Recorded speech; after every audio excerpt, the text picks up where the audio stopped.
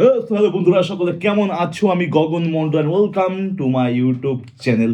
Audio quality একটু এদিক ওদিক হচ্ছে গাইজ, বুঝতে পারছি, বাট কিছু করার নেই। আমার কাছে এক্সটার্নাল কোনো মাইক নেই আপাতত, তো সরাসরি তোমরা ক্যামেরার মাধ্যমে শুনতে পাচ্ছ ভোকাল, তো তার জন্য আগে থেকে ক্ষমা চেয়ে নিচ্ছি। আর গান আসছে না, আর পুরোনো গান আমি বলে দিয়েছি গাইজ, আগে থেকে রিঅ্যাক্ট করবো না। তো এখন যেহেতু তাই এদিকে ভোটের পালা, বাংলাদেশে ভোট শেষ, আমাদের দেশে কোনো ভোট চালু হয়নি। তো বাংলাদেশে নতুন সরকার উত্থান হয়েছে, বিএনপি, যেটা আমি যতদূর জানি গাইস, ঠিক আছে। তো ফ্রম দি চ্যানেল বিতিক বাস থেকে আজকে আমরা দেখবো এইবার সংসদ কাঁপাবে যারা, কারা কারা রয়েছেন। আই গেস ফানি হবে ভিডিওটা যত সম্ভব, কারণ বিতিক বাস দারুণ রোস্টিং করে গাইস। আমি ওনার প্রায় ভিডিও আমি রিঅ্যাক্ট করে থাকি, তোমরা ভালো করে জানো সেটা। তো আজকের ভিডিওর টাইটেল এবার সংসদে কাঁপাবে কারা গাইস। তো শুরু করা যাক, লেটস গো, চলো।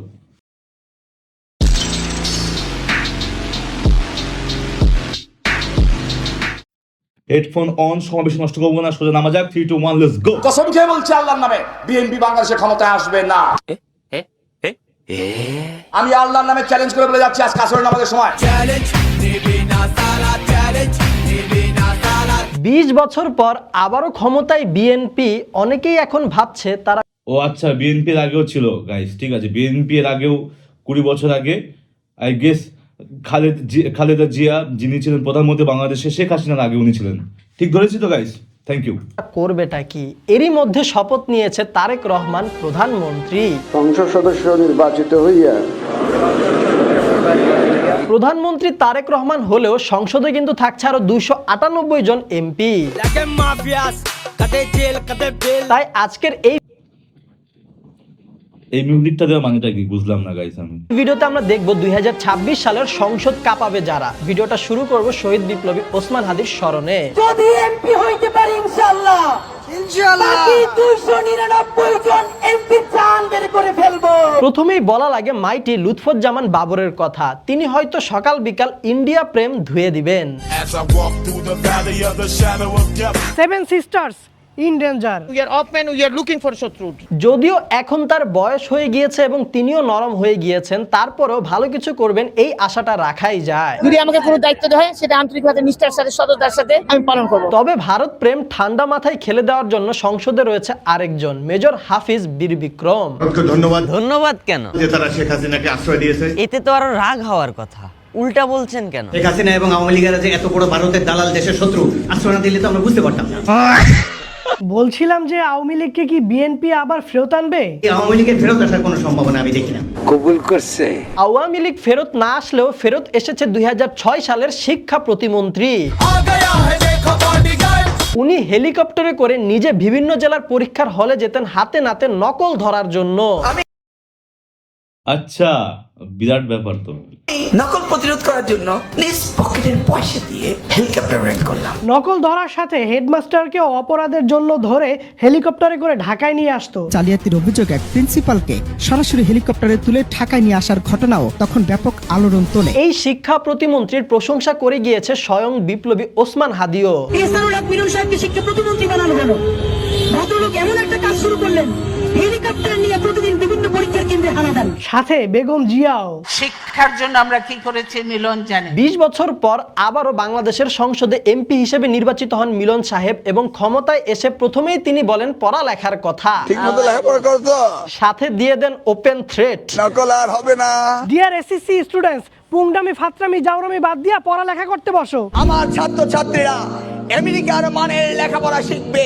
এসএসসি এর কথা যেহেতু আসলো, ডিয়ার 9, 10 এবং এসএসসি 2026 ব্যাচের শিক্ষার্থীরা, তোমাদের পড়ালেখাটা অ্যাড আই গেস একটু স্কিপ করে নি গাইস। ওকে, আমি বুঝবো কেমন তারা। এই বইগুলো কিনলে ওটাই না করে টেকনিক ইজ কোডের মাধ্যমে কিভাবে কত বড় অ্যাড!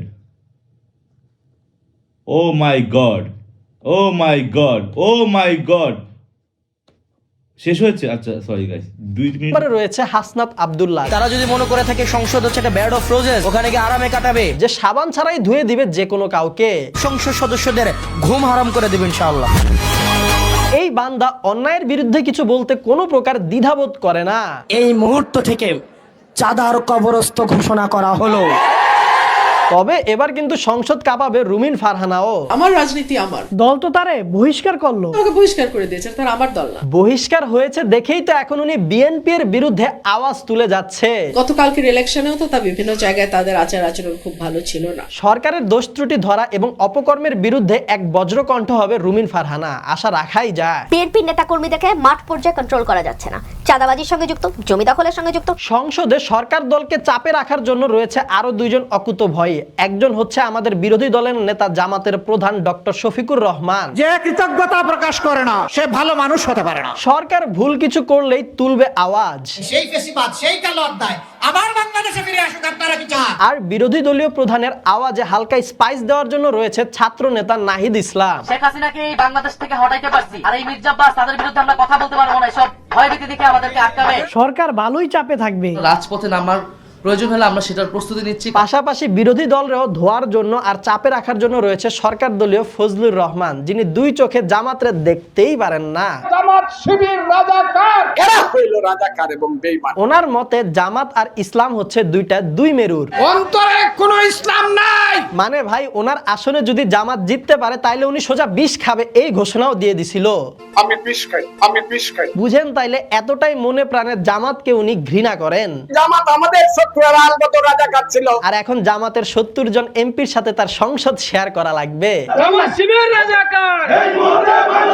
জামাতের দেওয়া বিরোধী দলীয় চাপগুলা স্মার্ট হাতে হ্যান্ডেল করার জন্য রয়েছে বিএনপির আরেক সংসদ সদস্য বিজ্ঞ নেতা সালাউদ্দিন আহমেদ। তরুণ প্রজন্মের প্রত্যাশা অনুযায়ী এই দেশকে আমরা মেধা নির্ভর, প্রযুক্তি নির্ভর এবং জ্ঞান নির্ভর রাষ্ট্র বিনির্মাণের জন্য। তবে দুইটি মানুষকে নিয়ে সাধারণ জনগণের এক্সপেকটেশন অনেক বেশি ছিল যারা সংসদ কাঁপাবে। একজন হচ্ছে ভিপি নূর। আপনাদের বিষয়গুলো আমরা দেখবো ইনশাআল্লাহ। বান্দা মায়ের খাইতে খাইতে ভিপি হয়েছিল। আন্দোলনকে বানচাল করে আপনাদের উপর দায় চাপানোর চেষ্টা করা হবে। আর এখন মাইর খাইতে খাইতে এমপি হয়ে গেছে। মানুষের মুক্তি নাই, তবে এখন আর মনে হয় না ভিপি নূর আগের মতো গণমানুষের কণ্ঠ হবে, সংসদে আওয়াজ তুলবে, কারণ ভিপি নূর তো এখন সরকার দলের লোক। বিজয় করে নিয়ে আসবেন সে আমাদেরই একজন। নূর ভাই এখন তেল দেওয়াতে ব্যস্ত। মন্ত্রী হবার আশায় ভাই তার আদর্শ বঙ্গোপসাগরে ভাসায়া দিছে। তারেক রহমান আগামী জাতীয় সরকারে মন্ত্রী বানাতে কমিটমেন্ট দিয়েছেন। এখন তাই সাধারণ জনগণের পাশাপাশি স্থানীয় বিএনপি নেতাকর্মীরাও তাকে অপছন্দ করা শুরু করছে। আপনারা বিএনপির লোক, হুমকি আওয়ামী লীগের লোক দেয় না, জামাতের লোক দেয় না। নুরু ভাই তো হুমকি পায়, কিন্তু ডিয়ার 9, 10 এবং এসএসসি 2026 ব্যাচের স্টুডেন্ট, আমি তোমাদেরকে হুমকি না সাজেশন দিতে চাই। কথা কম কাজ বেশি। আমার সামনে আছে 3 এত অ্যাড দিচ্ছে কেন guys? Okay okay okay, we need to skip this. Okay let's go. অন্যদিকে সংসদে আওয়াজ তোলা বা সংসদ কাঁপানোর জন্য জনগণের এক্সপেকটেশনের লিস্টে থাকা দ্বিতীয় মানুষটা হচ্ছে ব্যারিস্টার আন্দালিব রহমান পার্থ। ইনশাআল্লাহ যাতে সততার সাথে, এটা একটা বড় আমানত, এটা যেন আমাদের দ্বারা খেয়ানত না হয়। পার্থ ভাই এমন একজন মানুষ যিনি 2012-13 সালে সংসদ কাঁপায় আসছিলেন। বিরোধী দলীয় নেত্রীকে বাড়ি থেকে যেভাবে বের করা হয়েছে মাননীয় স্পিকার, এমনকি সংসদে 2013 সালে শেখ হাসিনার সামনে বলেছিল তারেক রহমান দেশে ফিরে আসবে। ইট ইজ দ্য রিয়ালিটি যে তারেক রহমান ফেরত আসবে, and you will see more of Tarek Rahman. তবে এখন আর মনে হয় না তিনি আগের মতো সংসদ কাঁপাতে পারবেন। কথা সত্য, কারণ আগে ছিলেন উনি বিরোধী দলীয় সদস্য আর এখন হচ্ছেন সরকার দলীয় সদস্য। পার্থকে আপনারা ছিলেন বলার মানুষ। সরকারি দলে হওয়ায় কথা বলবে হিসাব করে। তারেক রহমান ইতিমধ্যেই বাংলাদেশের মানুষের হৃদয়ের প্রধানমন্ত্রী হয়ে গিয়েছেন। তবে কোনো হিসাব ছাড়াই কথা বলে সংসদ কাঁপাতে পারেন খেলাফত মজলিসের জনাব হানজালা। আজকের পর থেকে কোনো ব্যবসায়ীর কাছে কেউ চাঁদা তুলতে পারবে না। অন্যদিকে উত্তরবঙ্গের ব্যাপক উন্নতি হতে পারে তরুণ নেতা আখতার হোসেনের হাত ধরে। সবকিছু সরকারিভাবে করা সম্ভবপর হবে না, বেসরকারি উদ্যোগ আমাদেরকে গ্রহণ করতেই হবে। তার মাথার মধ্যে রয়েছে সব ক্রিয়েটিভ আইডিয়া। সেজন্য ভ্রাম্যমাণ আল্ট্রাসোনোগ্রাম মেশিন এবং অন্যান্য যন্ত্রপাতির। ক্রিয়েটিভ মানুষের কথা যেহেতু বলতেছি সেহেতু বলা লাগে চট্টগ্রামের হুম্মাম কাদের চৌধুরীর কথা। রাঙ্গনিয়াবাসী আসসালামু আলাইকুম। জনপ্রিয় বিএনপি নেতা সাকা চৌধুরীর ছেলে উনি। আব্বাকে প্রতিটা মুহূর্তেই স্মরণ করি, রক্তের সাথে রাজনীতি মিশে আছে। তবে এইবারের নির্বাচনে মনে হয় হালকা কষ্টই রয়ে গিয়েছে উনার মনে। মনের মধ্যে একটা কষ্ট সবসময় থেকে যাবে, আওয়ামী লীগকে হারানোর সুযোগ আমি পেলাম না। তবে সব মিলিয়ে বললে বাপকা বেটা সে। ভাই আরেকজন আছে বাপকা বেটা। এই ছবিটা স্ক্রিনে ভেসে ওঠে।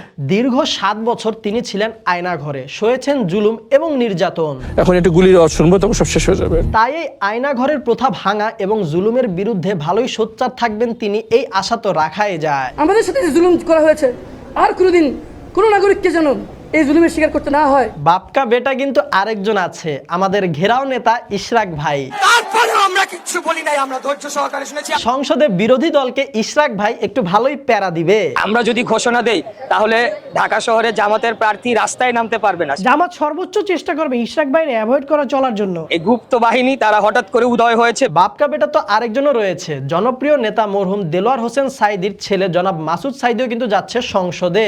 অন্যান্য রাজনৈতিক দল যারা আছেন তাদেরকে একসাথে এক টেবিলে বসিয়ে আমরা এই পিরিশপুর উন্নয়নে কাজ করব। সংসদে কিঞ্চিত বিনোদন দেওয়ার জন্য রাশমিকা মান্দানার দোয়াতে এমপি হয়ে গিয়েছেন আমাদের মুফতি আমির হামজা। রাশমিকা মান্দানা নাম শুনেছেন? যদিও ফজু কাকা উনার উপর খেপা। কিশোরগঞ্জে একজন আছে, তার নামই পড়ে গেছে ফজু পাগলা। এখন সংসদের মধ্যে দুইজন যখন মুখোমুখি হবে তখন আমি কিছুই বুঝতে পারছি না, বাট মজা পাচ্ছি গাইস, জানি না কেন। ঠিক আছে, অবস্থাটা কেমন হবে? মুফতি আমির হামজা নামে একজন লোক। এছাড়াও বলা লাগে ঢাকা 9-এর হাবিব ভাইয়ের কথা। আমার বিশ্বাস উনি ঢাকা 9-কে অনেকটাই পরিবর্তন করে ফেলবে। আমাদের অনেক কিছুরই প্রয়োজন। সব মিলিয়ে এই ছিল 2026 সালের সংসদ কাঁপাতে পারা এমপিদের নিয়ে অল্প কিছু কথা। যদি কারো নাম আমরা ভুলে না বলে থাকি তাহলে কমেন্ট বক্সে আপনি জানান তাদের সম্পর্কে আমাদেরকে। তবে ভিডিওটা শেষ করার আগে একটু ইম্পর্টেন্ট কথা বলো, সত্য কথা বলো। Dear SSC students, technique is ব্যাস, এসএসসি স্টুডেন্ট ভিডিও এদিক ওদিক, কিন্তু এখানে বই বেচা বিতিক ভাই কমলো না। সেও তার ওনার ব্যক্তিগত ব্যাপার, উনি বেচুক। কিন্তু আমি একটা জিনিস বুঝলাম না গাইস, আমি অনেক কিছু বুঝতে পারছি না, কিন্তু একটু আইডিয়া হয়েছে যে নতুন সংসদ যেহেতু বিএনপি এখন সরকার বাংলাদেশের, তো সেই অনুযায়ী যারা যারা মানে জিতেছেন ভোটে তাদেরকে এমএলএ করা হয়েছে। তারা এখন মানে পার্লামেন্ট বা সংসদ বাংলাদেশে তাদের দায়িত্ব এখন তাদের হাতে। এখন তো বিরোধী পার্টি হিসেবে থাকছেন, মানে বিএনপির অপোজিটে রয়েছে এখন কি রয়েছে, বিএনপি অপোজিট যেহেতু আওয়ামী লীগ নেই, তাহলে বিরোধী পার্টি কারা, মানে বিরোধী দল কে কে থাকবে পার্লামেন্টে গাইস? একটা দল থাকবে কি? আমার কোনো আইডিয়া নেই গাইস, কিন্তু তোমরা জানো। কারণ সব কিছুর ক্ষেত্রে শেষে আসে দেশ। কে প্রধানমন্ত্রী হলো, কে রাষ্ট্রপতি হলো, কে কোন এমএলএ হলো, কে কোন পদে নিয়োগ হলো, সেটা পরের বিষয়। কিন্তু কে কোন পদে তার কাজ করছে, আগে কেমন ছিল, এখন কেমন পরিবর্তন আনতে পারে, সেটা নিয়েই আমরা কখনোই চাইবো না যেটা খারাপ হচ্ছে সেটা যেন আরও বেশি খারাপ না হয়, অন্তত এটা কেউ চাইবো না আমরা গাইস। তো বন্ধুরা, এই ছিল আজকের মতো। আবার দেখা হবে নেক্সট ভিডিও। ভালো থাকবে সবাই।